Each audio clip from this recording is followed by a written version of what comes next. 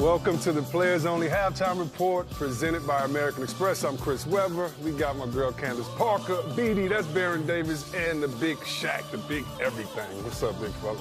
You laughing at. What's up? I don't mean to sweat her, but she looks nice. Get it? Sweat her? Explain the inside joke. Welcome back to American Express teammates. Now, of course, we're watching the Houston Pelicans game, but we got a game that's better than that. So we're going to switch over right now. How about this? I think that's 60 points, and you just look at that. Yikes. Field goal percentage, 36. What is that, 21 for 36 shooting? That's right, these teammates of Westbrook and Paul, you like that math, right? Yeah, I saw you watching me, too. I was going to look at you. Let me carry the one. You know what I mean? Trying early, but let's get right to the highlights. BD, what's the best thing you like about Paul George's game? I think the shift in him being the aggressive, right? He's smooth, mid-range to the hole. He handles the ball, and he can find people. But I just like him in the ISO situation. I don't think there's nobody in the league that can guard this kid right now. You want to see this move? Check it out. A career-high 31 in the first half, and the float on the floater. I don't know who that was, but he gave them the business. George again with 31. What's that? Afro-Euro step? Afro-Euro step. Oh, show it to him. Show it again. Afrobeat. That's how you That's do an it. Afrobeat. You know what I mean? So, where's the Westbrook? You want to see how Amadou Diallo get up? There you go. The oop baseline for the dunk. OKC up 83-73. Now, Vucevic, it's time for him to go up. You got to dunk on everybody you can, and even though it didn't go in sometimes, you still got to attack the basket. Jerry and Grant, one of the Grant twins, goes to the hole. He makes son of Harvey. 26-5 Magic run. Now, Schroeder, he's going to tie the game up with a three-pointer.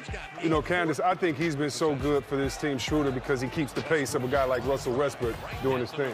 Well, Schroeder has obviously played starting minutes, and for him to be able to play also without Russell, but alongside him, it gives OKC another look. It gives them another look, lets them keep the pace, and how about that? 118, 113. You want to see a little more George? Step back, crossover, step back. Fournier tried. Got him. Tried. OKC. Now, Candace, and we were talking, you and I believe, and guys are interested to hear what y'all think, but Candace was saying in the back that OKC just really all they need is a shooter, and that would help them. Basically what you were saying, right, from penetration from a Westbrook, and a standstill shooter or somebody that can get their own shot? I think at this point, just a standstill shooter, and it'll open up the lane, and it'll take some pressure off of Russell, and obviously give him more space for him to drive, because he's doing really good going north and south this season. I agree with you, but they also need another guy that can score at all times, because, you know, it's nice to have a 1-2 punch, but what if one of those guys are not having a good game? You need that other guy that's an automatic scorer. Schroeder can be that guy every now and then, but he's kind of a wild card. I don't want him taking, you know, crazy shots trying to get 20.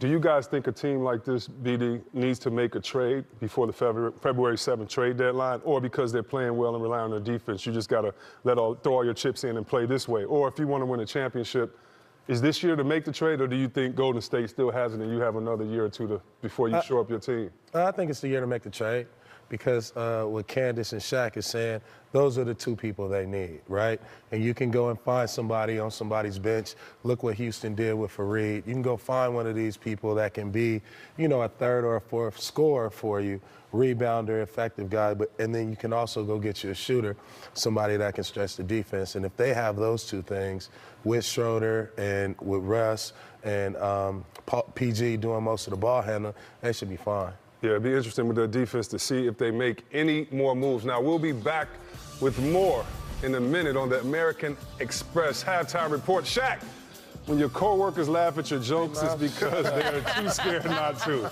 Sweater. You don't like my joke, Mouse? Really? Okay, TK, I got one for you. Oh, there you go. That's your studious look. Yeah. Professor Parker. That was my carry the one. Professor look. Parker. That was my quick math look. There you go. We'll be back. Players only. Y'all ain't like my joke? Welcome Back. It's the American Express Halftime Report.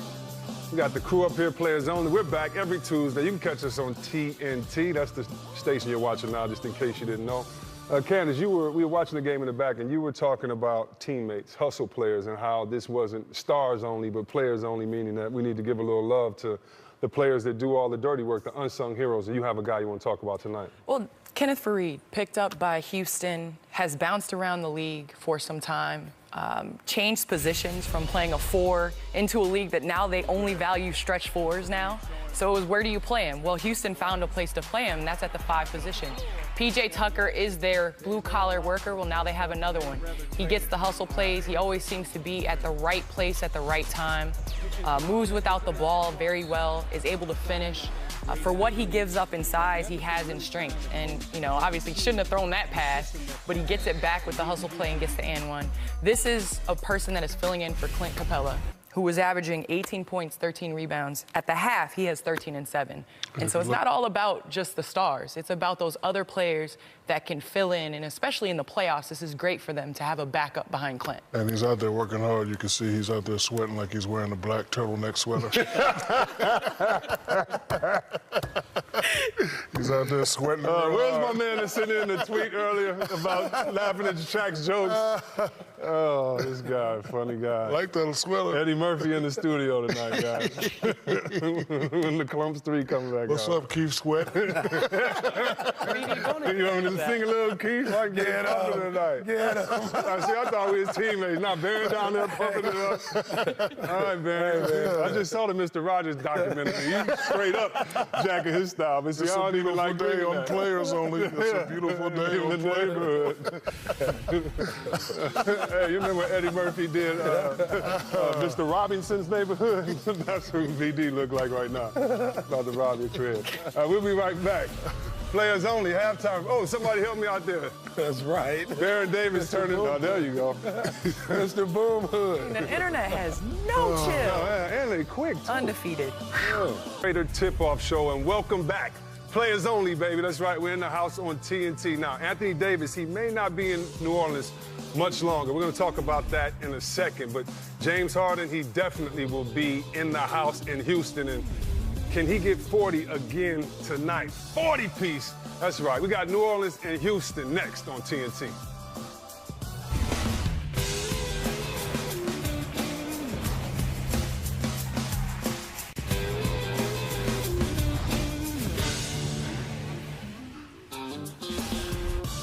What's up, everybody? Welcome back, welcome back. That's right, players only. We're here. We got the same faces and some new additions, but if you don't know the man to my right, then you don't know basketball. That's right, that's the big Shaq, the big everything, cactus, nostril, all that stuff, you know. We got California, LA's finest to be exact, when we talk about Baron Davis.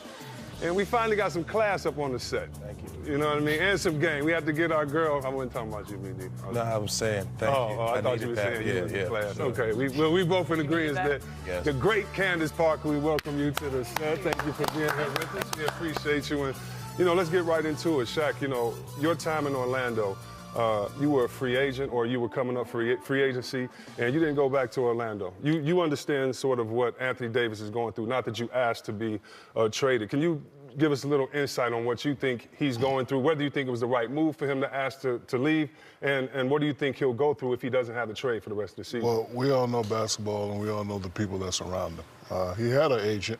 He's one of those players like we were, really didn't need an agent. We're going to get the max deal regardless. But you have to know and understand that when he signed with Rich Paul and Clutch Sports, knew this was going to happen. You know, he's the type of player who's made a name for himself. He probably wants to play in a big market, and his agent's best friend plays in one of the biggest markets in LA. So we knew this was going to happen. I thought it was going to be done a little bit more quietly, but you know, he's already mentioned that he's not going to sign that 5 for $240. So he said, "Hey, I want to be traded."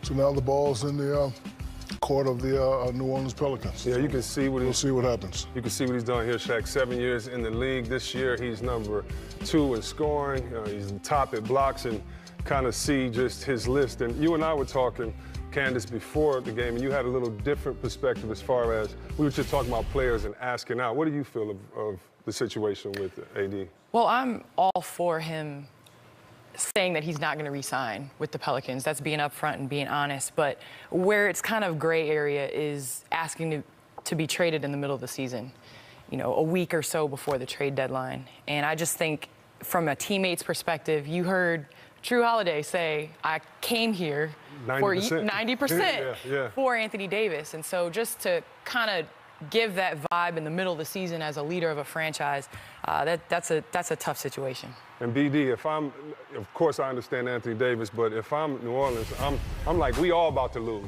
I ain't trading nobody. I'm gonna wait to get what I want. What do you think? How do you think the situation gonna play out? What do you see with the situation? I think New Orleans needs to think about New Orleans and start to think about their future, right?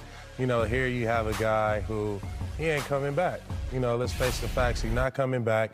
You don't have enough with him to keep building, so you should blow it up, get the best offer out there, get some draft picks.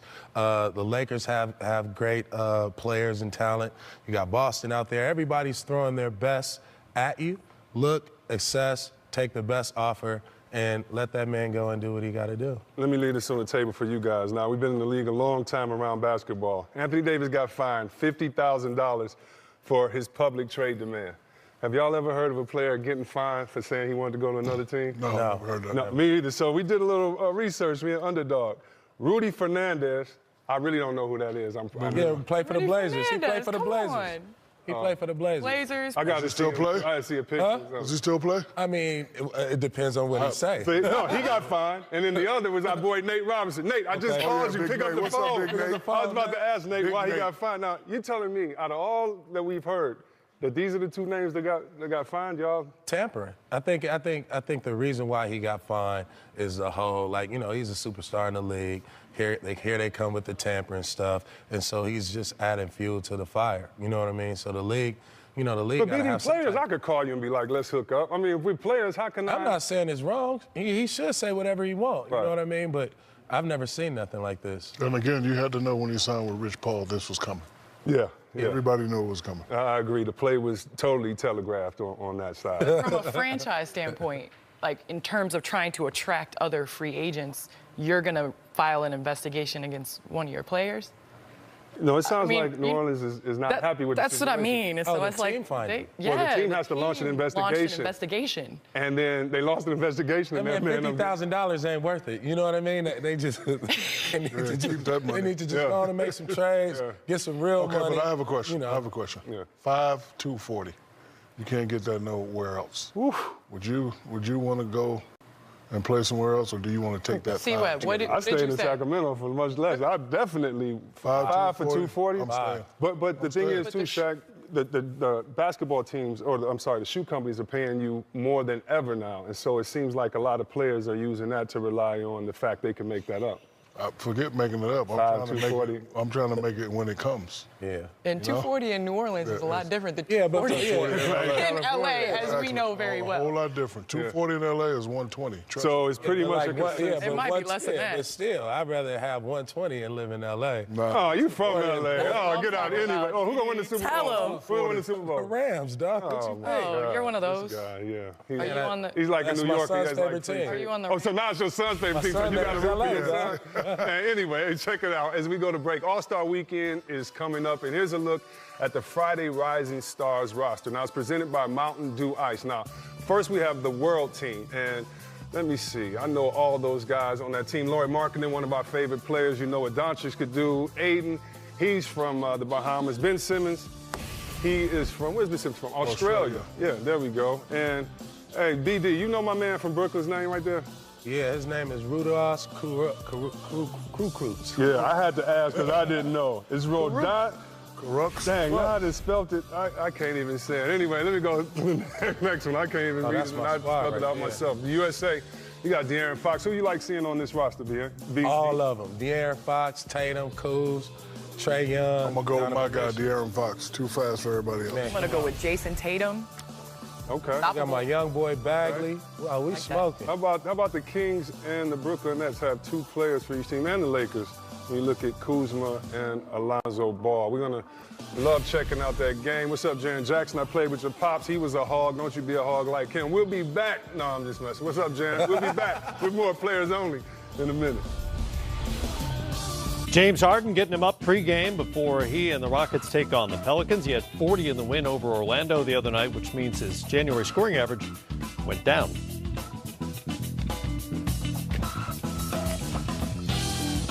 That's coming up at the top of the hour as the Players Only franchise returns to TNT Pelicans and Rockets coming up. Grant Hill will be part of that broadcast along with Isaiah Thomas, Jason Terry, and Karan Butler. And as you can see, here he is in the flesh, or at least on TV, joining us from Houston. Grant, there aren't many storylines that can steal the spotlight away from what James Harden has been doing, but this Anthony Davis thing has people talking. What is the ripple effect around the league for you? Well, Matt, you're right. I mean, James Harden's been great, particularly this last 4 to 6 weeks, but Anthony Davis, the news of his desire to be traded and traded soon from the New Orleans Pelicans is certainly on everyone's mind, particularly here in Houston, as we had a chance to visit with Mike D'Antoni and Alvin Gentry, and just a lot of unknown, a player of his magnitude, the options, what's going to happen moving forward. The Pelicans going to quickly try and do something now prior to the trade deadline, or will they wait until the summer? So just a lot of unknowns right now, but the thing we do know is that obviously he wants out of New Orleans. And the big question is, where will he go? He's the kind of player that can have a huge impact if depending upon where he goes and who he may or may not partner up with. So a lot of excitement, a lot of intrigue. Certainly something on tonight's broadcast I'm sure we'll talk about quite a bit, but certainly the news of the NBA at this moment. I imagine you will be discussing that a fair amount. The tentacles of this thing are so far-reaching around the league, including the balance of power in whichever conference he lands in. Meanwhile, Harden's numbers in January are just absurd. And now Chris Paul has returned to the lineup. So in your mind, how close are the Rockets to being where they were last season when they wound up winning 65 games? You know, it's a great question, Matt. They're closer. I think early in the year, obviously, they're a different team. They weren't as talented. Mike D'Antoni was starting rookies, even guys who were undrafted rookies. So different roles. They were struggling. They managed to sort of maintain their confidence and spirit through that stretch. Chris Paul went down, and James Harden went crazy and obviously has played at an MVP caliber rate. But I think bringing in a Kenneth Faried when Capella went down has been huge. He was kind of on that bench there, lost in Denver. You move him now to the center position. He's one of the best at setting screens and rolling to the basket and plays with a tremendous amount of energy. Austin Rivers has come over, a veteran who is a really good on-the-ball defender. Now you're getting Chris Paul back. Capella's coming back. So I think this team is trending in the right direction. Obviously, you have to give a lot of credit to James Harden, but I think the personnel has gotten better since the team that they had at the start of the season. Harden is in obviously tip-top form and is great shape right now and playing elite basketball. And then you're getting Chris Paul back, which I think will help, because the big question is, can Harden continue at this pace, throughout the entire season into the postseason? They're going to need Chris Paul to be healthy and productive for them to try to have a run like they had last season. Grant, Capella played such an important part, especially with Harden on the floor. I mean, this guy was 7th in the league in rebounding, 3rd in field goal percent. You know, all these things that he had done, all-star basically performance by Capella. They lose him and bring in a guy who had almost vanished away from the NBA as far as getting minutes on the floor, getting an opportunity to play. What has Mike D'Antoni said about Faried coming in there now and the role he's playing? Well, Mike D'Antoni, I played for Mike D'Antoni. Dave Griffin, obviously, we were all out there in Phoenix together. He always used to say that the ball finds energy. And there may not be a big guy in the league that has the kind of energy that a Kenneth Faried. I think in Denver, obviously he became the manimal. He played at an elite level, was on the Olympic team at one point, or the U.S. World Championship basketball team. And then Jokic came in, and all of a sudden fours are expected to be able to shoot from the perimeter. That wasn't his game. But it was the perfect timing. There was a void here, Capella being out. He's come in, playing more of the 5 position, setting screens, rolling to the basket, finishing. When Capella was out for that 10-game stretch, they weren't getting baskets at the rim. They were shooting even more three-pointers with a P.J. Tucker at the center position. But Faried now sort of plays that diver role, and he dives so hard that you have to really, defensively guarding Houston, you have to make an adjustment. You have to make the proper read. And so now getting back to that basketball that they're accustomed to playing, And Fareed, when Capella comes back, now you have two bigs who can come in and play and give you different looks both on offense and on defense. And then, of course, Chris Paul getting back in the mix. So this team, like I said, is moving in the right direction. But Fareed has been huge, and certainly Mike D'Antoni's been very happy. Grant, one of the things I think that gets lost in all of this Anthony Davis talk is exactly how good Drew Holiday's been this season and the burden he's been carrying. He's had to play 9 games without AD as it is, and he's probably been their most consistent player. What does Alvin say about Drew and the season he's had and where they go from here? Yeah, you know, Dave, we talked about Drew with Alvin. He just said he's been solid, he's been consistent. Nothing phases him. He'll come out and be a professional, play at a high level. And you're right, with all the talk this year of Anthony Davis and what's his future, and obviously the news here in the last 48 hours, you know, Drew Holiday is putting up all-star numbers. And 20 points, 8 assists. You know, obviously would be in the all-star game if New Orleans was in the playoff picture. But quietly under the radar, just going about his business, playing great. And, you know, it's interesting.